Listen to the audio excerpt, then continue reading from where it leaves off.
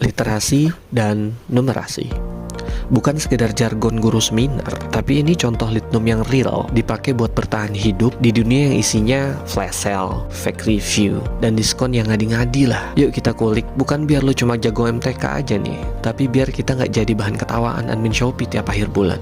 Momen ketika lo nemu diskon 50% di marketplace. Wah, ini lo langsung ngegas beli, kayak ini bener-bener hari keberuntungan lo gitu. Tapi pernah nggak sih lo mikir itu diskon beneran atau diskon ngadi-ngadi? Misal nih, harga jaket 300.000, diskon 50%. Jadi harganya ya lo dapet 150.000 gitu. Lo seneng, lo happy. Tapi pas buka toko officialnya, harganya emang dari awal 150.000 tanpa diskon. Lah, jadi yang dipotong apaan? Harga, logika, atau potongan hukuman para koruptor yang katanya bersikap sopan selama persidangan. Lah, nah, di situ sebenarnya numerasi kerja, bro. Bukan cuma ngitung 50% dari 300.000 tadi, tapi juga paham nih harga aslinya bener atau enggak, diskonnya make sense atau enggak. Dan ini emang bukan soal pinter matematika, ini tuh numerasi. Tapi sebenarnya ngitung doang tuh nggak cukup. Lo butuh otak buat baca keterangan, baca syarat dan ketentuan, baca review, baca tanda-tanda lo bakal dalam kutip tuh dipermainkan. Karena kadang diskon gede itu cuma topeng. Ya nggak semua sih, tapi kita harus aware dan melek dengan harga yang nggak masuk akal. Jangan cuma ikutin nafsu lo aja dalam berbelanja. Bisa jadi nih produknya KW atau barangnya reject, atau kayak tadi harga dinaikin dulu baru dipotong. Nah, disitulah lo butuh literasi juga. Literasi itu bukan cuma lo jago baca dan nulis aja. Lo bisa bedain mana info valid, mana omong kosong marketing,